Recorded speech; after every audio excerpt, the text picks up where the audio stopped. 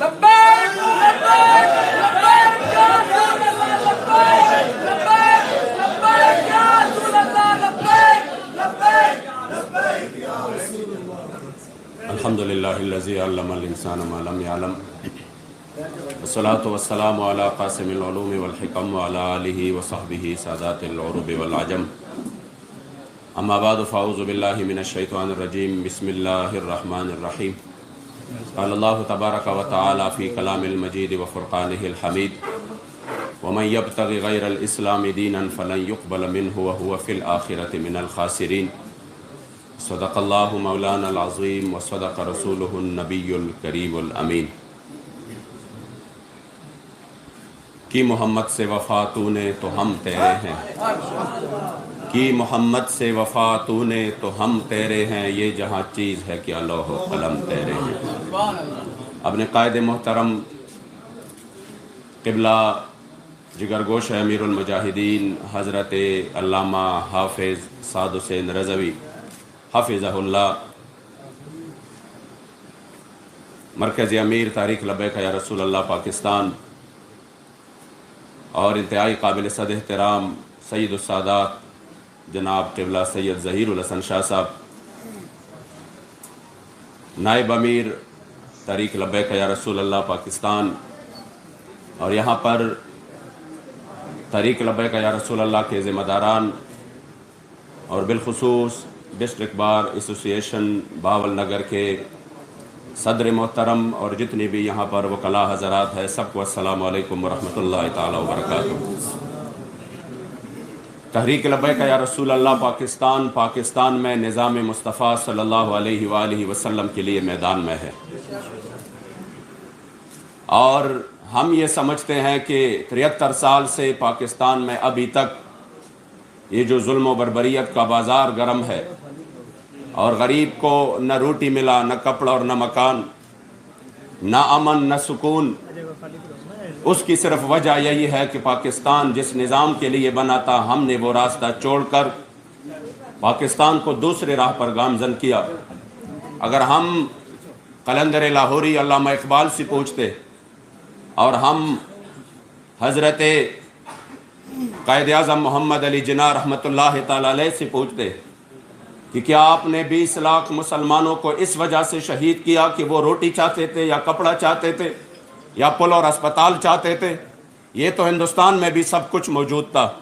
وہاں پل بھی تھے، وہاں ہاسپٹلز بھی تھے، وہاں پر لوگوں کے بڑے کاروبار بھی چل رہے تھے، اور ان کو روٹی بھی مل رہی تھی، اور ادھر مساجد بھی تھے. مگر کیوں 70,000 ماؤں بہنوں کی عزتوں کو پامال کیا گیا؟ کیا وہ روٹی کے لیے تھا؟ تب انہوں نے جواب دیا کہ نہیں، ہم نے تو اسی نعرے کے لیے، جو نعرہ اسی وقت لگایا گیا کہ پاکستان کا مطلب کیا؟ لا الہ الا اللہ. کہ پاکستان روٹی کے لیے نہیں، پاکستان نظام مصطفیٰ کے لیے بنے گا.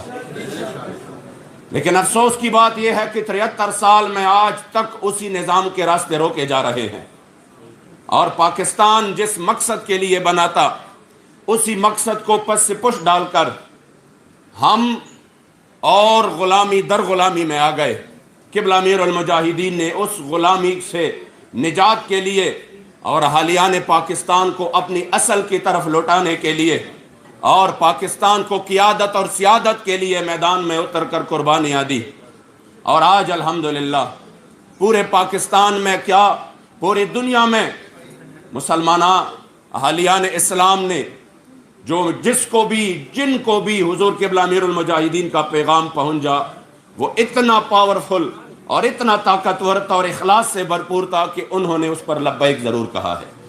لبیک لبیک لبیک یا رسول اللہ لبیک لبیک لبیک یا رسول اللہ لبیک لبیک لبیک. ہم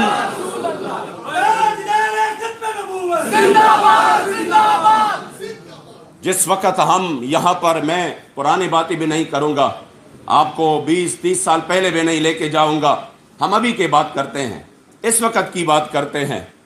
تحریک لبیک یا رسول اللہ نے پاکستان میں نظام مصطفیٰ کے لیے ایک آواز اٹھایا، جس سے وہ دہشت گرد بھی بن گئے، غدار بھی بن گئے، جس پر 780 کے مقدمات بھی درج کیے گئے. حالانکہ ہمارے امیر ہمیں بتا گئے کہ ہم سے محب وطن کوئی نہیں، اور وہ محب وطن کا وہ پیمانہ جو بیان کرتے تھے، وہ یقین کرے یہ جو وطن کی محبت کی ہمیں راہ دلامتے ہیں نا، اس سے آپ پوچھیں گے اور اس کو آپ اس پر تولیں گے تو وہ نہیں اتریں گے۔ آپ فرماتے تھے کامل محب وطن یہ ہے، محب الوطنی یہ ہے کہ بندہ وطن سے بھی محبت کرے، اور وہ بھی اس وجہ سے نہیں کہ اس وطن میں ہمارے کاروبار ہے، اس وطن سے ہم کھا رہے ہیں، اس میں ہمارے لیے بڑے سہولیات ہیں، نہیں، وہ اس وجہ سے کہ یہ وطن اس نظریہ پر بنا ہے جس نظریہ کے لیے میرے سرکار نے احد کے دن پر یہاں پر پتھر کھائے تھے۔ یہ وطن اس نظریے کے بنیاد پر بنا ہے جس کے لیے حضور کے پیارے چچا جان سید الشہداء آپ کے وجود مبارک کے 16 ٹکڑے بن چکے تھے، اور آپ کا سینہ مبارک چاک کیا گیا تھا، اور صحابہ فرماتے ہیں کہ ہم نے حضور کے وصال تک جب بھی سید الشہداء کا نام لیا تو حضور کے آنسو جاری ہو گئے، مگر اس نظام کے لیے، اس نظریہ کے لیے وہ میرے کریم آقا کے سامنے پڑے تھے اور آپ کا سینہ مبارک چاک کیا گیا تھا۔ ہماری وطن سے محبت کی وجہ یہی ہے، لیکن آپ فرماتے تھے کہ پھر صرف یہ بھی نہیں کہ ہم اپنی وطن سے محبت کرتے ہیں، پھر کامل حب الوطنی یہ ہے کہ آپ اس ملک کے دشمنوں کے ساتھ دشمنی بھی رکھیں۔ یہ نہ ہو وہ آپ سے پورا کشمیر لے لے اور آپ کا آ جاؤ ہم نے کاروبار کرنا ہے، پہلے کشمیر کا تو حساب کتاب برابر کر لو۔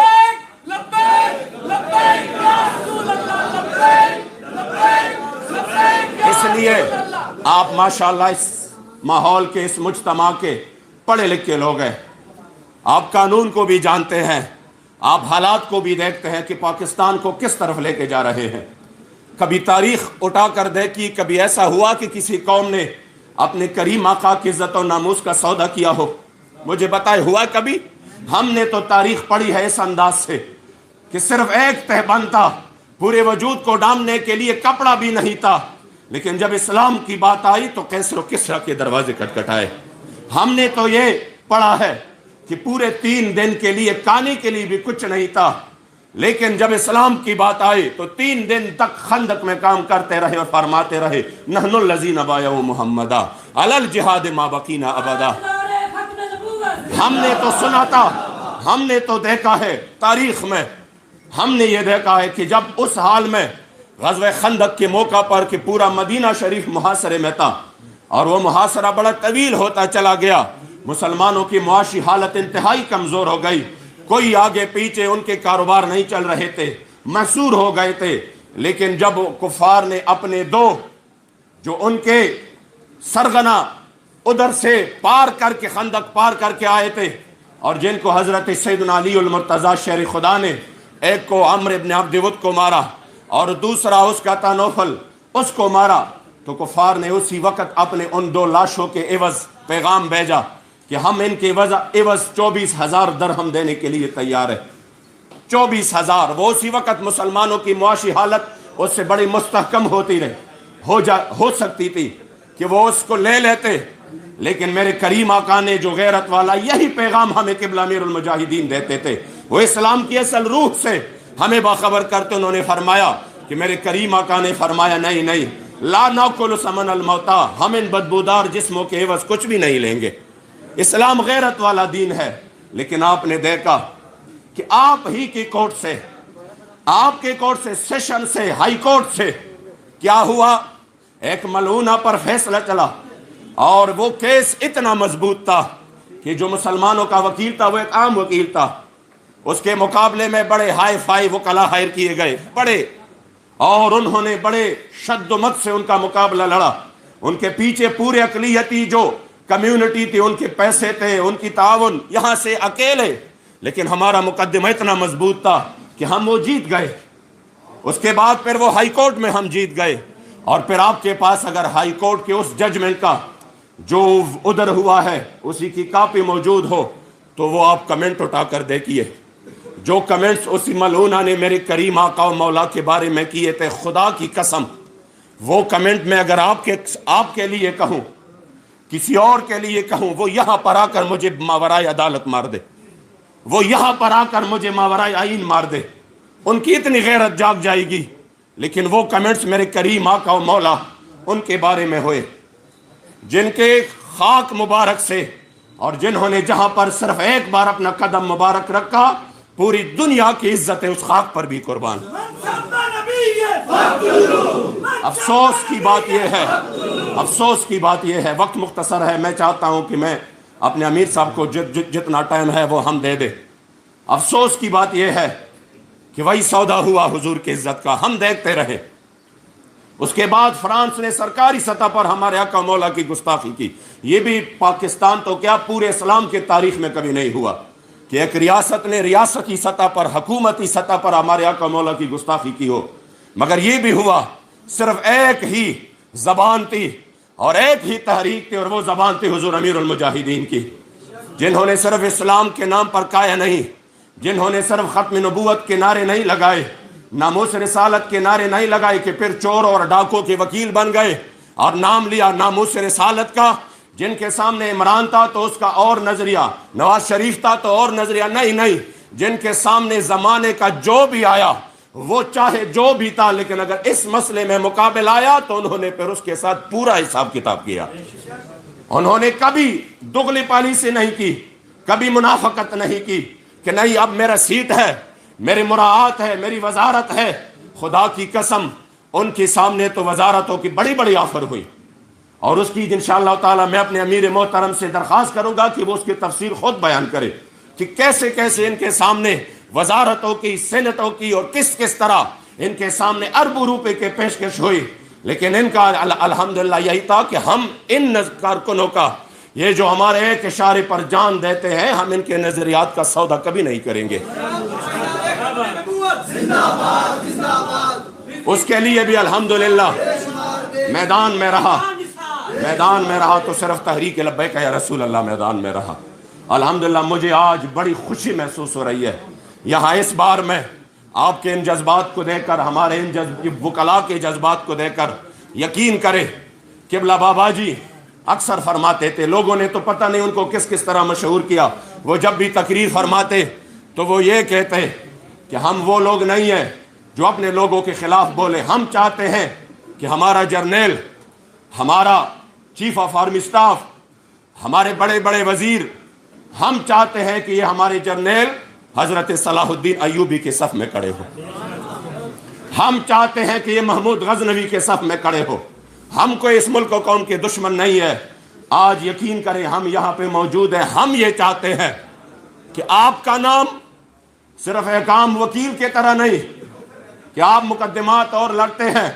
ہم چاہتے ہیں کہ تاریخ میں آپ کا نام وکلائے ناموس رسالت کے حوالے سے بھی آئے۔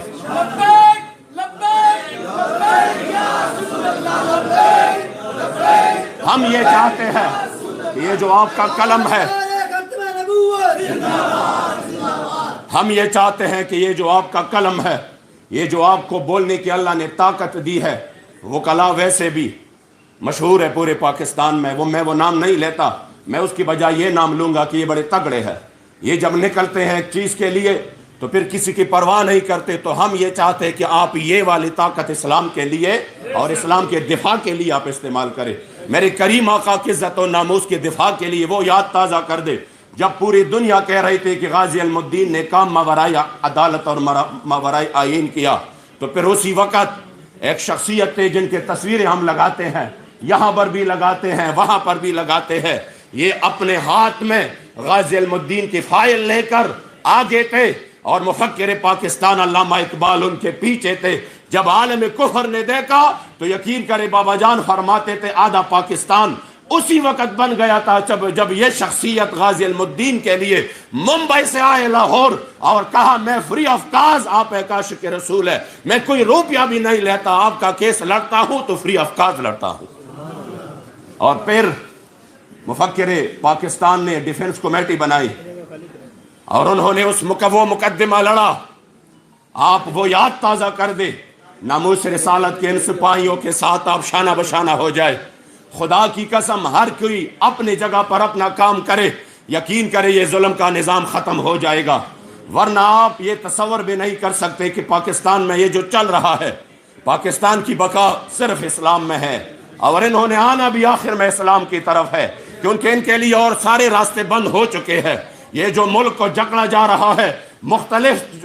طریقوں سے اور کوئی راہ نہیں، راہ ہے تو صرف اسلام ہے، جس کے بارے میں ہمارے بابا جان پہلے بتا چکے ہیں۔ اس وجہ سے آج میں آخری پیغام یہ دینا چاہتا ہوں کہ انشاءاللہ تعالی یہ جو زندگی ہے یہ بہت مختصر ہے، پتہ نہیں کب ہماری آنکھیں بند ہو جاتی ہے۔ ابھی میں رات کو آ رہا تھا، ہمارے انتہائی قریبی دوست تھے، انتہائی مشفق اور مہربان تھے اور بہت تعاون کرنے والے تھے، ثوابی میں اس کا اللہ کریم جل جلالہ ان کے کامل مغفرت نصیب فرمائے۔ حضرت ہمارے قریبی ساتھی جناب آفتاب افریدی صاحب جج صاحب، وہ اپنے بیوی بچوں سمیت وہ شہید ہو چکے ہیں۔ پتہ نہیں یہ زندگی کب ختم ہو جاتی ہے۔ آئیے کوئی ایسا کام کرے کہ جس طرح بابا جی فرماتے تھے، جب روح میرا پیراہن خاکی سے نکلے تو روزے سے آواز آئے او میرا فقیر آیا۔ ہم ایسا کوئی کام کرے کہ میرے کریم آقا فرمائے دیکھو ان کا قلم، ان کی زبان میرے ناموس کے لیے وہ استعمال ہوئی ہے، میرے عزت آبرو کے حفاظت کے لیے، تو خدا کی قسم وہ وقت دور نہیں، اگر ہر بندہ اپنے حصے کا کام کرے تو پاکستان میں نظام مصطفیٰ نافذ ہوگا، پھر کوئی ظلم نہیں کرے گا، پھر مظلوم کی فریاد بھی سنی جائے گی، اور پھر بھی معصوم بچی زینب ان کے فریاد کرنے والے باپ کے مائک بھی بند نہیں کیے جائیں گے، اور پھر انشاءاللہ تعالی ظالم کا گریبان بھی اسلام پکڑے گا، مظلوم کی فریاد بھی سنے گا، کشمیر بھی آزاد ہوگا، ہمارے بوسنیا کے معصوموں پر ظلم بھی نہیں ہوگا، پھر انشاءاللہ تعالی، اور پھر غریب سے 17 اور 21% ٹیکس بھی نہیں لیا جائے گا، بلکہ مالداروں سے لے کر غریب کو دیا جائے گا زکوٰۃ کی صورت میں۔ یہ سب کچھ تب ہوگا جب ہم حضور کے عزت آبرو کے لیے میدان میں رہے۔ میں انتہائی مشکور ہوں اس ڈسٹرکٹ بار ایسوسی ایشن باول نگر کے صدر محترم اور ان کے رفقا کا اور ہمارے غیور وکلاء کا۔ یقین کرے میں جب دیکھتا ہوں تو انشاءاللہ تعالی میں جس طرح علامہ اقبال نے فرمایا تھا، یہ خوشخبری اور نوید سنائی تھی کہ میں وہ حالت انشاءاللہ تعالی دیکھ رہا ہوں کہ قبلہ بابا جان جس طریقے سے اس امت کو جو درس دے گئے، آپ تو ہمارے درمیان سے چلے گئے، لیکن ہماری خوش قسمتی ہے کہ ایک طرف اپنے تربیت یافتہ جن کا آپ نے لمحہ لمحہ تربیت کی اور اس کی جھلک ہمیں نظر آ رہی ہے، آپ کی غیرت کا، آپ کی حمیت کا، آپ کے استقامت کا، وہ الحمدللہ ہمارے درمیان ہمارے قائد محترم موجود ہے، اور الحمدللہ اس کا نظریہ بھی موجود ہے۔ انشاءاللہ وہ وقت آنے والا ہے کہ پاکستان میں نظام مصطفیٰ کا عروج اور تخت پر ہوگا، رہے گا یوں ہی ان کا چرچا رہے گا، اور پڑے خاک ہو جائے چل کے آنے والے۔